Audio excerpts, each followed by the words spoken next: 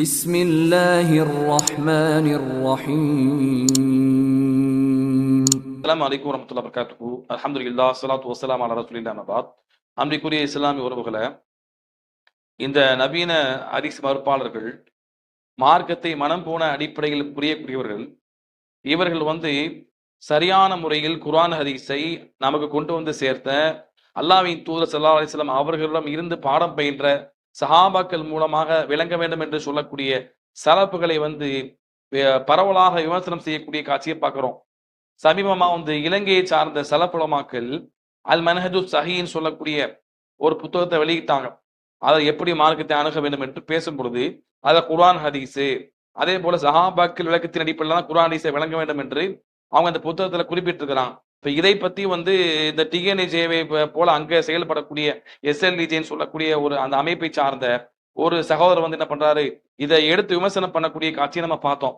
அதுல அவர் சொல்றாரு, இந்த சலப்புகளுக்கு குர்ஆன் ஹதீஸ் தான் மார்க்கத்தின் மூலாதாரம் என்பதே தெரியாது, அந்த அடிப்படையை புரியாம இருக்கிறாங்கன்னு சொல்லி குர்ஆன் ஹதீஸ் தான் மார்க்கத்தின் மூலாதாரம் என்று சொல்லப்படக்கூடிய அந்த வசனங்களை ஹதீஸை எடுத்து பாடம் நடத்தக்கூடிய காட்சியை பார்த்தோம்.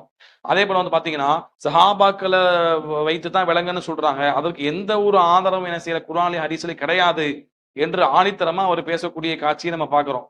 இவர்களுடைய இந்த புத்தகத்திலேயே அடிப்படையாக அவங்க சொல்ல வரக்கூடிய கருத்து என்னன்னு சொன்னா, சலஃபுகள் குர்ஆன் சுன்னாவை எப்படி விளங்கினார்களோ அதே போலதான் இந்த குர்ஆன் சுன்னாவை நம்ம விளங்கணும். நம்ம குர்ஆன் சுன்னாவை நேரடியாக புரிந்து கொள்ளக்கூடாது, சலஃபு சாலிஹீன்கள் எப்படி விளங்கினாங்களோ அந்த மாதிரி தான் புரிந்து கொள்ளணும் என்று சொல்வதுதான் இவங்களுடைய மெயின் கான்செப்ட். சலஃபு சாலிஹீன்களோட புரிதல்ல இருந்து தான் அதை நம்ம புரிந்து கொள்ளணும். குர்ஆன் சுன்னாவை நம்ம நேரடியாக புரிந்து கொள்ளக்கூடாது, சலஃபுகள் எப்படி புரிந்து கொண்டாங்களோ அந்த மாதிரி தான் புரிந்து கொள்ளணும்னு சொல்லி ஒரு அடிப்படையை சொல்றாங்க. இவங்களுக்கு இஸ்லாத்தினுடைய அடிப்படையை ஞாபகப்படுத்த வேண்டிய தேவை இருக்குது. ஏன்னா இவங்க வந்த வழியே திரும்பி போகக்கூடிய நிலையில் இருக்கிறதுனால இஸ்லாத்துடைய அடிப்படை என்ன என்றதை பேசிக்கா நம்ம புரிந்து கொண்டு அதுக்கு பின்னாடி ஒவ்வொரு வாதங்களுக்குரிய பதிலை நம்ம பார்ப்போம். என்ன பேசிக் அப்படின்னு பாத்தீங்கன்னு சொன்னா, இஸ்லாத்தினுடைய அடிப்படைன்றது குர்ஆன் சுன்னா தான். இன்னும் தெளிவாக சொல்வதாக இருந்தான்னு சொன்னா, வஹி மட்டும்தான் மார்க்கம். இந்த மார்க்கத்துடைய யாருடைய சொந்த கருத்துக்கும் சொந்த சரக்குக்கும் எந்தவித அதிகாரமும் கிடையாதுன்றதை என்ன செய்யணும், புரிந்து கொள்ளணும். குர்ஆன் சுன்னாவை நீங்க தேடி பார்த்தீங்கன்னு சொன்னா அதுக்கு மாற்றமான ஆதாரம் தான் இருக்குது. அப்படியெல்லாம் அவங்க புரிஞ்ச மாதிரி புரிய தேவையில்ல, நீங்க என்ன செய்யலாம், புரிந்து கொள்ளலாம் என்று சொல்லக்கூடிய ஏராளமான சான்றுகள் திருமறை குர்ஆன்லயும் ஹதீஸ்லயும் இருக்கிறத பார்க்கிறோம். ஒரு செய்தி உதாரணத்துக்கு சொல்றேன். அல்லாஹ்வுடைய தூதர் ஸல்லல்லாஹு அலைஹி வஸல்லம் அவர்கள் சொல்லக்கூடிய செய்தி புகாரில 1741வது ஹதீஸாக பதிவு செய்யப்பட்டிருக்குது. அல்லாஹ்வுடைய தூதர் சொல்றாங்க, இங்க வந்தவர்கள் வராதவர்களுக்கு செய்திகளை எத்தி வைங்க. சொல்லிட்டு ரசூலுல்லாஹ் சொல்றாங்க, ருப்ப முபல்லகின் அவ் ஆமின் சாமின், எத்தி வைக்கக்கூடியவர்களை விட, இங்க நேரடியாக கேட்டு தகவலை எத்தி வைக்கிறீங்களே, இவர்களை விட கேட்கக்கூடியவர்கள் சில நேரம் நன்றாக புரிந்து கொள்ளக்கூடும் என்பதை அல்லாஹ்வுடைய தூதர் ஸல்லல்லாஹு அலைஹி வஸல்லம் அவர்கள் என்ன செய்றாங்க, சொல்றாங்க. நேரடியாக அல் மன்ஹஜு ஸஹீஹ்ல இவங்களோட பேசிக் கொள்கையை சொல்றாங்களே, சஹாபாக்கள் புரிஞ்ச மாதிரி தான் புரியணும் என்று சொல்வதை நேரடியாக அல்லாஹ்வுடைய தூதர் எதிர்க்கக்கூடிய அந்த கருத்துக்கு மாற்றமா ரசூலுல்லாஹ் டைரக்டா சொன்ன செய்தி. அதுக்காக வேண்டி பின்னாடி வரக்கூடிய ஆட்கள் மட்டும்தான் சிறப்பாக விளங்கிக் கொள்வாங்கன்றது இல்லை. சில நேரங்களில் அப்படி நடக்கும், சில நேரங்களில் நேரடியாக கேட்கக்கூடியவர்களும் புரிந்து கொள்வார்கள். ரெண்டுக்கும் முகாந்திரம் இருக்குது. ஆனால் சஹாபாக்கள் அல்லது தாபீன்கள் தபு தாபீன்கள் புரிந்த மாதிரி தான் புரியணும், அப்படி புரிந்தால்தான் அது சரி என்று சொல்லக்கூடிய ஒரு ஹதீஸ் கூட இருக்குதா? ஒரு குர்ஆன் வசனம் கூட ஒரு ஹதீஸ் கூட இருக்குதா? ஒரு குர்ஆன் வசனம் கூட இந்த அடிப்படையில் தான் இந்த குர்ஆனை விளங்கப்படுத்தணும் என்று சொல்லக்கூடிய ஒரு செய்தியாக இருக்குதான்னு சொல்லி பார்த்தா ஒன்றுமே கிடையாது. நீங்க பார்த்திருப்பீங்க. அதாவது இவங்க பேசக்கூடிய இந்த பேச்சை பார்த்தோம்னா அப்படியே பழம் நழுவி பால்ல விழுந்த கதையாக இதை கேட்கக்கூடிய மக்களுக்கு அப்படியே இவங்க மட்டும்தான் குர்ஆன் ஹதீஸை முழுமையா பின்பற்றுறாங்க, இவங்க சலப்புகள்லாம் சஹாபாக்கள் விளக்கத்தை எடுத்துக்கொண்டு மூன்றாவது ஒரு வழிக்கு போயிட்டாங்க, இவங்க மட்டும்தான் இந்த டிஎன்ஏஜே எஸ்எல்இஜே இவங்க மட்டும் என்ன பண்றாங்க, சரியாக குர்ஆன் ஹதீஸை அச்சு பெசராம பின்பற்றுறாங்க என்பதை போல தெரியும். ஆனா பாத்தீங்கன்னா இவர்கள் தான் என்ன பண்றாங்க, மார்க்கத்தை குர்ஆன் ஹதீஸை மனம் போல போக்கில் புரிகிறாங்க. சஹாபாக்களாக இருக்கக்கூடியவர்கள், ரசூலுல்லாஹ் இருந்து பாடம் பயின்ற அந்த மாணவர்கள், அவர்கள் மூலமாக யாரு மார்க்கத்தை அணுகிறாங்களோ அவர்கள் தான் குர்ஆன் ஹதீஸை சரியாக பின்பற்றுறாங்க. குர்ஆன் ஹதீஸை நமக்கு எழுத்துலதான் இருக்குது, அது எல்லா விளக்கமும் ஹதீஸிலே இருக்கும், எல்லாமே நாங்கள் ஹதீஸிலே பெற்றுக்கொள்வோம் என்று எல்லா நேரத்திலும் சொல்லிவிட முடியாது. அப்ப அது நடைமுறை விளக்கமா சில விஷயங்களை பார்க்க முடியிருக்கும். அதை யாரை வச்சு நம்ம முடிவு செய்வோம், சஹாபாக்கள் தான் அதை நடைமுறையில பின்பற்றி வந்தாங்க. அப்ப எழுத்துப்பூர்வமா இருக்கக்கூடியதை நடைமுறையை வச்சு நம்ம விளங்கக்கூடிய சில விஷயங்கள் இருக்கிறது. அப்ப சஹாபாக்கள் சில வார்த்தைகளுக்கு சஹாபாக்கள் சொன்ன விளக்கத்தை வச்சுதான் இந்த வார்த்தைக்கு இந்த விளக்கம் என்று நம்ம எடுக்க முடியும். ஏன்னா ஒரு வார்த்தைக்கு பல அர்த்தம் இருக்கும். அப்படிலாம் இருக்கக்கூடிய சந்தர்ப்பத்துல நாம ஒரு அர்த்தத்தை கொடுக்க முடியாது. ரசூல்லாட்ட இருந்து பாடம் பயின்ற சஹாபாக்களை வச்சுதான் அது எந்த அர்த்தத்தை அல்லாஹ் ரசூல் நாடி இருக்கிறாங்க என்று நம்ம சரியாக விளக்கம் தர முடியும். அப்போ இந்த சஹாபாக்களை பார்க்கிறது எதற்காக? குர்ஆன் ஹதீஸை அச்சு பேசலாம பின்பற்றணும், நம்முடைய சுய விளக்கத்தை கொடுத்து அதை மாற்றக்கூடாது என்பதற்கு தான் சஹாபாக்களை பார்க்கிறோமே தவிர குர்ஆன் ஹதீஸ் மார்க்கத்தின் மூலாதாரம் என்கிற அந்த அடிப்படை தெரியாம அதை விட்டு மூன்றாவது சஹாபாக்கள்ட்ட யாரும் போகல. அப்படி ஒரு ஆதாரத்தை காட்ட முடியுமா? இங்க பாருங்க, குர்ஆன் ஹதீஸ்ல தெளிவாக நேரடியாக இப்படி இருக்க, அதுக்கு மாற்றமா சஹாபாக்கள் இப்படி சொல்லி இருக்கேன், அதை சலப்புகள் எடுத்து பின்பற்றுறாங்கன்னு சொல்லி உன்னை காட்ட முடியுமா? சவால் விட்டு சொல்றோம். இந்த சவால் கியாம நாள் வரைக்கும் உள்ள சவால். உன்னை காட்ட முடியுமா? அதாவது நேரடியாக குர்ஆன் ஹதீஸ்ல இப்படி தெளிவாக இருக்கணும், தெளிவாக இருக்கக்கூடிய ஒன்றுக்கு மாற்றமா சஹாபாக்கள் சொல்லி இருக்கணும், அதை சஹாபாக்கள் எல்லாம் ஏற்றுக்கொண்டிருக்கணும், அதை சலப்புகள் அப்படியே எடுத்து அதை பின்பற்றி இருக்கணும். அப்படி ஒரு உதாரணத்தை சொல்ல முடியுமா? சொல்ல முடியாது. என்ன செய்வாங்க? சஹாபாக்களுக்கு தெரியாம சில விஷயங்கள் இருந்திருக்கும், அவங்க தவறா முடிவு எடுத்திருப்பாங்க, அதை கொண்டு வந்து இங்க காட்டுவாங்க. அதை யாரும் எடுக்க போறது இல்லையே, அதை என்ன செய்வாங்க? அதை இங்க காட்டுவாங்க. நாம என்ன சொல்றோம்? எதை சஹாபாக்கள் விளக்கமாக சலாப்புகள் எடுத்துக்கொண்டிருக்கிறாங்களோ அதுல ஏதாவது ஒன்று நேரடியா குர்ஆன் ஹதீஸ்க்கு முரணாக இருக்கு என்று உன்னை காட்ட முடியுமா? நம்ம சொல்றோம், ஆனா காட்ட முடியாது. ஆனா என்ன செய்வாங்க? சம்மந்தம் இல்லாம இந்த வார்த்தை விளையாட்டு விளையாண்டு வாயாஜாலத்துல என்ன செய்வாங்க? மக்களுக்கு மத்தியில் தாங்கள் எந்த குர்ஆன் ஹதீஸை எதை விளங்கி வைத்திருக்கிறார்களோ அதை மக்கள்ல திணிக்கிறேன் என்று பார்ப்பாங்க. ஆனா பாத்தீங்கன்னா இவர்கள் சில அடிப்படை நம்ம வைத்து என்ன செய்யலாம்? இவர்கள் தான் குர்ஆன் ஹதீஸை சுயமா விளங்கி கொள்றாங்க, இவர்கள் தான் குர்ஆன் ஹதீஸை விட்டு தன்னுடைய மனம் போன மார்க்கத்தை விளங்குறாங்க என்று நம்ம புரிந்து கொள்ளலாம். அதாவது குர்ஆன் ஹதீஸை பாத்தீங்கன்னா இவர்கள் என்ன செய்வாங்க? இவங்க தலைமை என்ன சொல்லுதோ, இவங்களுக்கு சொல்லி கொடுத்த ஆசான் அண்ணன் பிஜே என்ன சொன்னாரோ அதைத்தான் அப்படியே பின்பற்றுவாங்க. அண்ணன் பிஜே ஜமாத் தொட்டு வெளியே போறதுக்கு முன்னாடி வரைக்கும் அவர் சொன்ன கருத்துக்கு மாற்றமா கருத்தே இல்லை, அதான் 100% குர்ஆன் சொன்னான்னு சொல்லிக்கிட்டு இருந்தாங்க. அவர் வெளியே போனதுக்கு பின்னால என்ன எப்படி பேசுறாங்க? அதுக்கு மாற்றமா சில விஷயங்களை சொல்றாங்க. அண்ணன் பிஜே ஹதீஸை மறுத்துட்டே போறாரு. அந்த ஹதீஸை இப்ப மறுக்கிறது இல்லை. என்ன விளக்கம் கொடுப்பாங்க? அவர் தப்பா விளக்கம் கொடுக்குறாரு, இதான் சரியான விளக்கம்னு சொல்லுவாங்களா இல்லையா? அப்ப அதுக்கு இவர் ஜமாத்ல இருந்த காலத்துல மட்டும் அவர் எல்லாத்தையும் சரியா சொல்லிட்டாரா? அப்ப அந்த இடத்துல என்ன பண்ணீங்க? யாருடைய விளக்கத்தை வச்சு மார்க்கத்தை புரிஞ்சிங்க? அண்ணன் பிஜேவின் விளக்கத்தை வச்சுதான் புரிஞ்சிங்க. அதே போல இப்ப இப்பயே நீங்க பின்பற்றக்கூடியது யாருடைய விளக்கம்? நீங்க எதை விளங்குறீங்களோ அதைத்தான் நீங்க பின்பற்றுறீங்க. உங்களுக்கு குர்ஆன் சுன்னா என்று நீங்க படிச்ச உங்களுக்கு எது புரியுதோ அதுதான் நீங்க பின்பற்றுறீங்க. நேரடியான குர்ஆன் சுன்னா நீங்க எடுக்கிறீங்களா? இல்லையே. அப்படி நீங்க பின்பற்றக்கூடியதுதான் 100% குர்ஆன் சுன்னாவா இருந்தா அதை காலகாலமா சஹாபாக்கள் தொட்டு எல்லாரும் பின்பற்றி இருக்கணுமா இல்லையா? சஹாபாக்கள் நீங்க சொன்ன நிலைப்பாட்டுக்கு மாற்றமா இருக்கிறாங்களே, அப்படி பல உதாரணத்தை நம்ம காட்ட முடியுமே. அப்படி இருக்கும் பொழுது எப்படி நீங்க விளங்குறதா சரியான குர்ஆன் சொன்னா சொல்லுவீங்க? இந்த அடிப்படை நமக்கு புரிய வேணாமா? நீங்க அடிப்படையை புரிந்து கொள்ளுங்க. குர்ஆன் சொன்னாதான் மார்க்கத்தின் மூலாதாரம் என்பது எல்லாத்துக்கும் தெரிஞ்ச விஷயம், பச்சை பிள்ளைக்கு தெரிஞ்ச விஷயம். இதை நீங்க பாட சொல்லி தர வேணாம் சலப்புகளுக்கு. நீங்க புரிஞ்சதான் சரியான குர்ஆன் சொன்னாவா இருந்தா அதை இந்த மார்க்கத்தை முதலாக ரசூலுல்லாஹ்ட்ட இருந்து மனித சமுதாயத்திற்கு கொண்டு போய் சேர்க்கக்கூடிய பொறுப்பில் உள்ளவர்கள் சஹாபாக்கள். அவங்க சரியா மார்க்கத்தை போய் சேர்த்தா தான் மார்க்கம் சரியாவே போய் சேரும். இப்ப அப்படிப்பட்ட சஹாபாக்களை நீங்க சொல்ற விளக்கத்துக்கு மாற்றாம இருக்கிறாங்கன்னா நீங்க சொல்ற விளக்கம் குர்ஆன் சுன்னா சொல்லக்கூடியதல்ல, உங்களின் சுய விளக்கம் என்று அழகா புரிந்து கொள்ளலாம். ஏன்னா சஹாபாக்கள் எல்லாரும் தப்பா புரிஞ்சுட்டாங்க, ரசூலுல்லாஹ் சொல்லி கொடுத்து தப்பா புரிஞ்சுட்டாங்க, அப்படியே மார்க்கம் தவறாவே இருந்துருச்சு, நாங்க தான் ஹதீஸ் கண்டுபிடிச்சோம், இந்த ஹதீஸ் இல்லைன்னு நான் கண்டுபிடிச்சோம் என்று சொன்னீங்கன்னா இது எப்படி சாத்தியப்படும்? அப்போ ரசூலுல்லாஹ் ஸல்லல்லாஹு என்ன பண்றாங்க? மார்க்கத்துல சத்தியத்துல ஒரு கூட்டம் எப்பயுமே இருக்குன்னு சொல்றாங்க. அதாவது இந்த மார்க்கத்துல லா தஸாலு த்வாயிஃபத்து மின் உம்மத்தி ظاهرين அல் ஹக் ஹதீஸ்ல வருது. இந்த சமுதாயத்தில் சத்தியத்தில் வெளிப்படையாக ஒரு கூட்டம் இருந்து கொண்டே இருக்கும், ஹத்தா தகூமு ஸாஅ மறுமை நிகழும் வரைக்கும் சொல்றாங்க. அப்ப சத்தியத்துல இருக்க கூட்டம் எப்பயுமே இருக்கும்.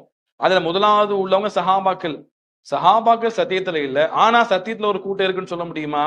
நாங்க விளங்குற மாதிரி சஹாபாக்கள் விளங்கல, சஹாபாக்கள் தப்பா விளங்குவாங்க. அப்ப சஹாபாக்கள் விளக்கத்தை தூக்கி போட்டுருங்க, நாங்க சொல்ற விளக்கத்தை எடுத்துக்கன்னு சொல்றீங்களா இல்லையா? அப்ப அந்த விஷயத்தில் சஹாபாக்கள் தப்பா விளங்கிட்டாங்கன்னா, அப்ப சஹாபாக்கள் சரியா இல்லாம சத்தியத்துல ஒரு கூட்டம் எப்படி உருவாகி இருக்கும்?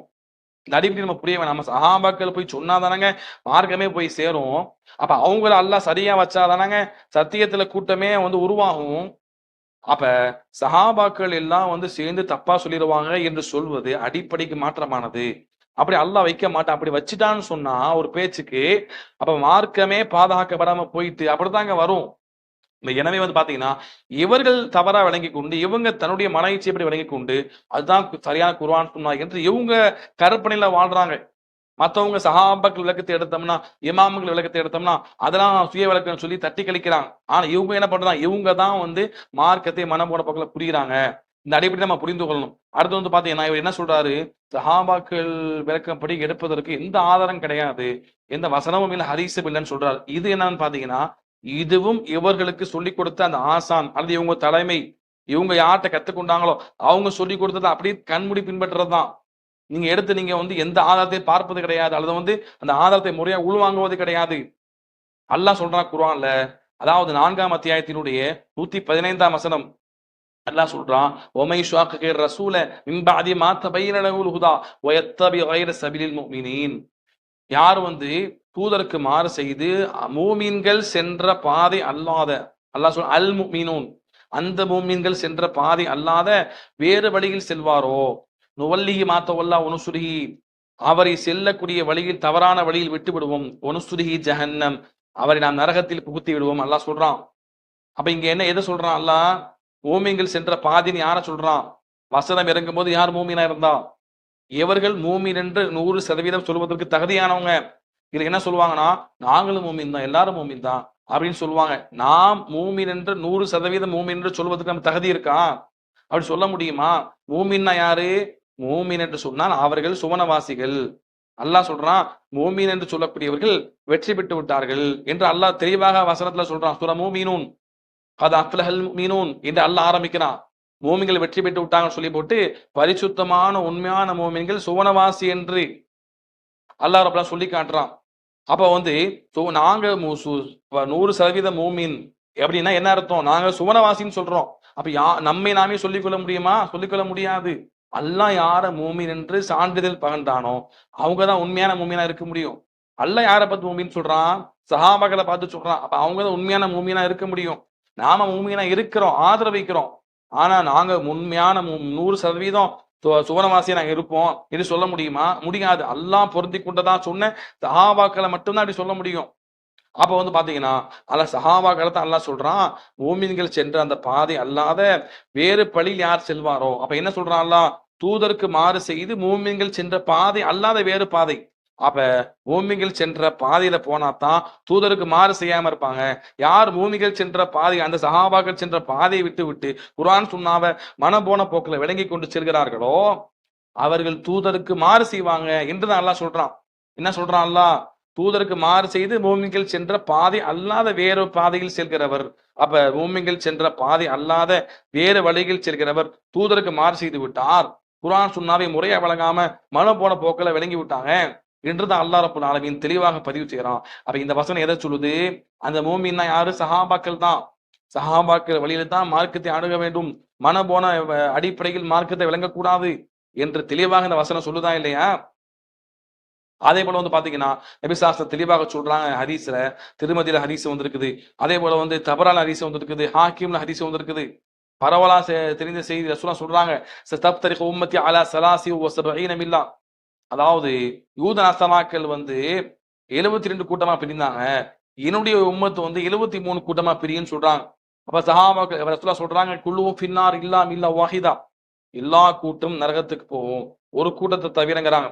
இப்ப சஹாபாக்கள் கேட்கிறாங்க, யா ரசூலுல்லாஹ் அந்த ஒரு கூட்டம் என்னன்னு கேட்கிறாங்க. அப்ப ரசூலுல்லாஹ் ஸல்லல்லாஹு அலைஹி சொல்றாங்க, மா அன அலைஹி வ அஸ்ஹாபி, நானும் என் தோழர்களும் இருக்கிற வழி என்று சொல்றாங்க. குர்ஆன் ஹதீஸ்னு மட்டும் சொல்லல ரசூலுல்லாஹ். குர்ஆன் ஹதீஸ்னு மட்டும் சொல்லியிருந்தோம்னா அங்க என்ன ஆயிடுக்கும்? எல்லாரும் குர்ஆன் சுன்னா தான் பின்பற்றுறாங்க. அப்ப எல்லாரும் சரியான பாதையில் இருக்கிறாங்கன்னு சொல்ல வேண்டி வந்துரும்.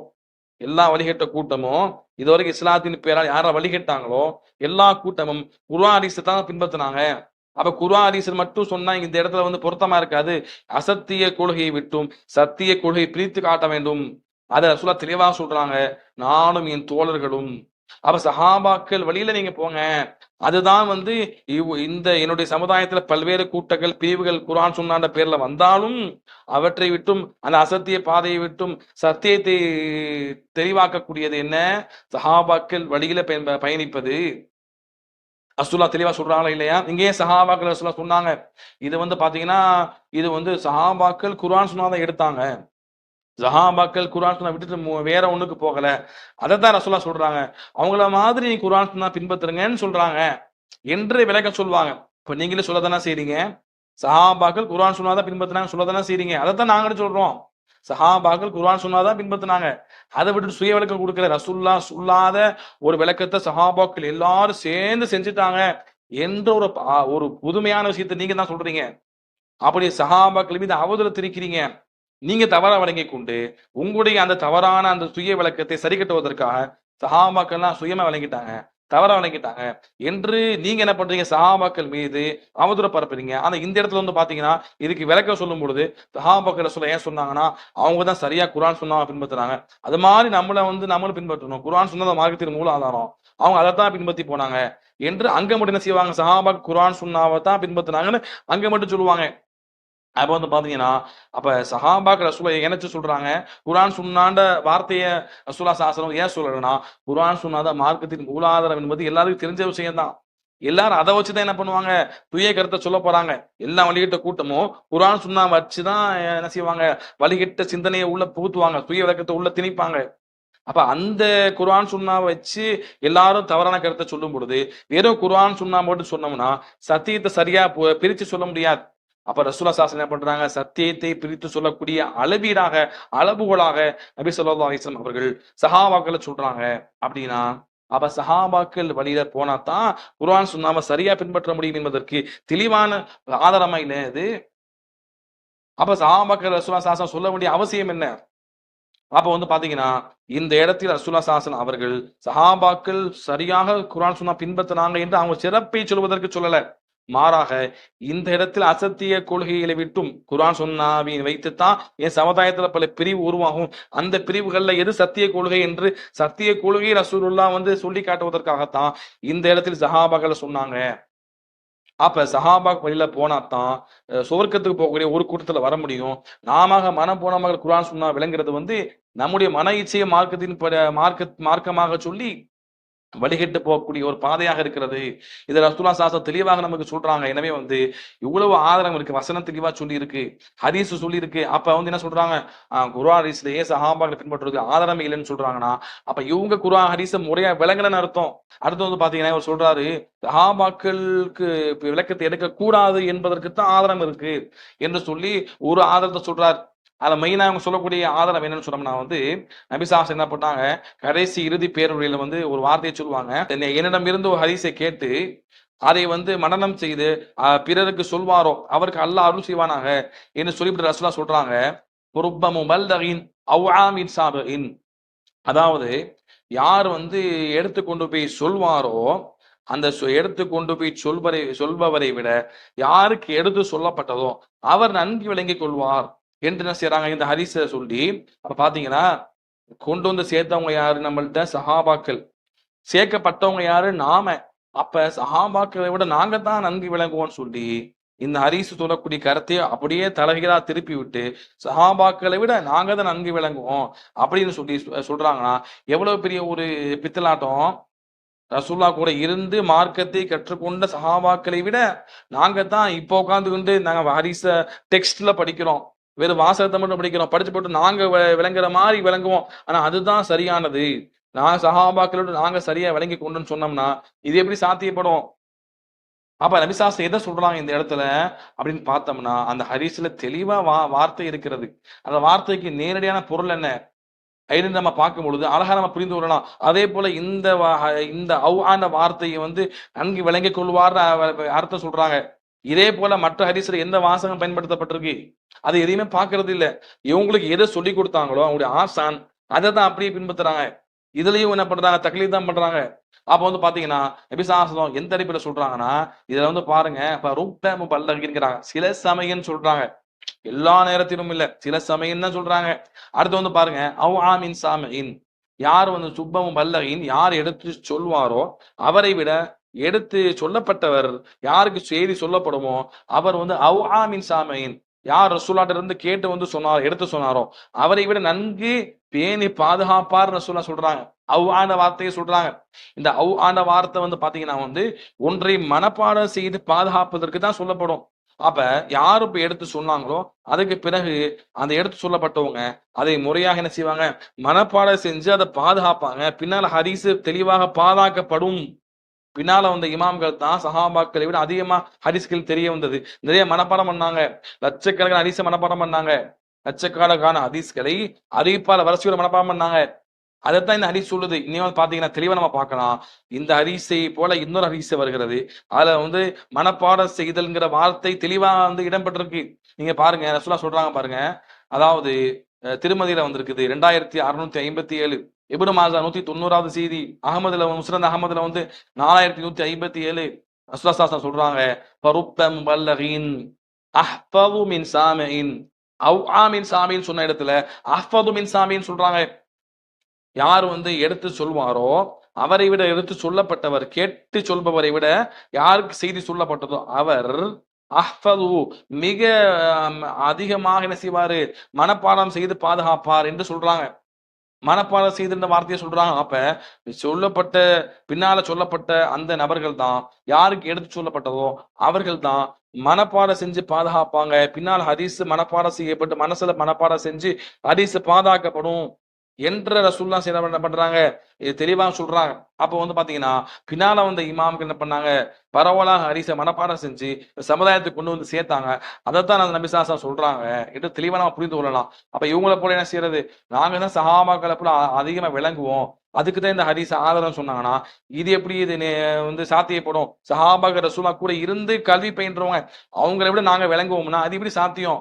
ரசூலுல்லாஹ் கூட வாழ்ந்து ஹதீஸ் எந்த அடிப்படையில் சொல்லப்பட்டது, இந்த ஹதீஸுக்கு என்ன விளக்கம், அரபி புலமையில அவங்க தேர்ச்சி பெற்றவர்கள், ரசூலுல்லாஹ்ட்ட இருந்து பாடம் பயின்றவங்க, ரசூலுல்லாஹ்ட்ட நேரடியா கேட்டவங்கள்ட்ட கேட்டவங்க, அவங்கள்ட்ட இருந்து பாடம் பயின்ற அந்த சஹாபாக்களோட இப்ப வந்து நாங்க 1400 வருஷம் கழிச்சு நாங்க வந்துகிட்டு நாங்க தான் சரியா விளங்குவோம்னு சொன்னா இது எப்படி சாத்தியப்படும்?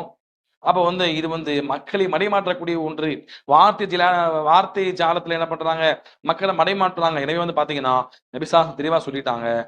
ஏன்னா வந்து ரசூலுல்லாஹ் சொல்ற காரணம் என்னன்னா, இதுல சின்ன ஹதீஸ்ல தெளிவா நம்ம பார்க்கலாம். ரசூலுல்லாஹ் தொடர்ந்து சொல்றாங்க பாருங்க, ருப்ப ஹாமிலி ஃபிக்ஹின் லைஸ பி ஃபகீஹின். ரசூலுல்லாஹ் ஏன் இப்படி சொன்னாங்கிறதுக்கு காரணம் சொல்றாங்க. அதாவது யார் எடுத்து சொல்பவரை விட பின்னால சொல்லப்பட்டவர் தான் நன்கு பேணி பாதுகாப்பார், புரிந்து கொள்வார்னு ஏன் ரசூலுல்லாஹ் சொல்றாங்க, அதுக்கு காரணம் சொல்றாங்க பாருங்க. ருப்ப ஹாமிலி ஃபிக்ஹின் லைஸ பி ஃபகீஹின், சில சமயத்துல ஒரு மார்க்க சட்டத்தை கொண்டு போய் சேர்க்கிறார். அவர் வந்து என்ன செய்யறாரு, அவருக்கு வந்து அவர் லைஸ பி ஃபகீஹ், அவர் இந்த மார்க்க சட்டத்தை விளங்கிக் கொள்ளக்கூடிய பக்குவம் இல்லாதவரா இருப்பாரு, அவருக்கு அந்த அறிவு இருக்காது, நாலேஜ் இருக்காது. அது தெளிவா சொல்றாங்க. அப்ப எனவே வந்து ருப்ப ஹாமிலி ஃபிக்ஹின் இலா மன் ஹுவ அஃப்கஹு மின்ஹு, யார் வந்து இந்த மார்க்க சட்டத்தை கொண்டு போய் சேர்க்கிறாரோ அவர் யார்கிட்ட சேர்ப்பாரு, தன்னை விட அந்த மார்க்க சட்டத்தை நன்கு புரிந்து கொள்ளக்கூடிய மக்கள்கிட்ட போய் சேர்ப்பாருன்னு சொல்றாங்க. அப்ப சில சமயத்துல வந்து அறிவிப்பாளர்கள் எல்லாரும் என்ன செய்யல, அறிவிப்பாளர்கள் எல்லாருமே மார்க் ஞானம் படைச்சவங்க எல்லாம் கிடையாது, மார்க்க துறையில தேர்ச்சி பெற்றவங்க கிடையாது. அப்ப அவங்க செய்தி கேட்டு அப்படியே சொல்லுவாங்க.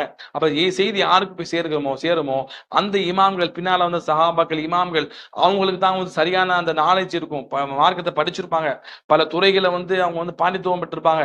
அதை தான் நான் சொல்றாங்க. அப்ப நீங்க வந்து ஃபக்கீஹா இருக்கிறீங்களா, ஃபக்கீஹ்னா என்னன்னு தெரியுமா? ஃபக்கீஹ்னா என்னது? இப்ப நாங்க தான் ஃபக்கீஹ்னு சொல்லுவீங்களா நீங்க? ஃபக்கீஹ் என்றால் மார்க்க சட்ட வல்லுநர்கள்.